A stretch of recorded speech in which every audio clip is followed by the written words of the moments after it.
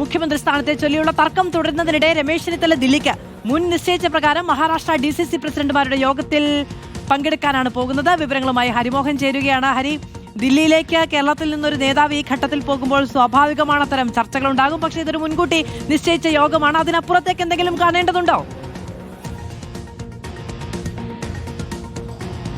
അത് നിലവിലത്തെ സാഹചര്യത്തിൽ രമേശ് ചെന്നിത്തലയിൽ നിന്ന് വരുന്ന ഔദ്യോഗിക വിശദീകരണം അങ്ങനെ തന്നെയാണ്. അതായത് മുൻ നിശ്ചയപ്രകാരം മഹാരാഷ്ട്രയിലെ DCC പ്രസിഡന്റുമാരുടെ ഒരു യോഗം, മഹാരാഷ്ട്രയുടെ ചുമതലയുള്ള ACC ജനറൽ സെക്രട്ടറി ആയതുകൊണ്ട് തന്നെ രമേശ് ചെന്നിത്തലയ്ക്ക് ആ യോഗത്തിൽ പങ്കെടുക്കേണ്ടതുണ്ട്. മഹാരാഷ്ട്രയിലെ DCC പ്രസിഡന്റുമാരുടെ യോഗമാണ്. പക്ഷേ അതിനകത്ത് എടുത്തു കാണേണ്ടുന്ന ഒരു കാര്യം, ദില്ലിയിൽ വെച്ച് അത്തരത്തിലൊരു യോഗം നടക്കുമ്പോൾ സ്വാഭാവികമായിട്ടും അതിൽ ACC അധ്യക്ഷൻ മല്ലികാർജ്ജുൻ ഖാർഗെ പങ്കെടുക്കും. രാഹുൽ ഗാന്ധി പങ്കെടുക്കുമോ എന്നുള്ള കാര്യത്തിൽ വ്യക്തതയില്ല. പക്ഷേ ACC അധ്യക്ഷൻ അടക്കം അതിൽ പങ്കെടുക്കാനുള്ള സാധ്യതയുണ്ട്. അപ്പോൾ സ്വാഭാവികമായിട്ടും അവരെ ഇതുമായി ബന്ധപ്പെട്ട് കാണാനുള്ള സാധ്യത അത് തള്ളിക്കളയാൻ കഴിയില്ല എന്നുള്ളതാണ് ഈ പ്രത്യേക സാഹചര്യത്തിൽ.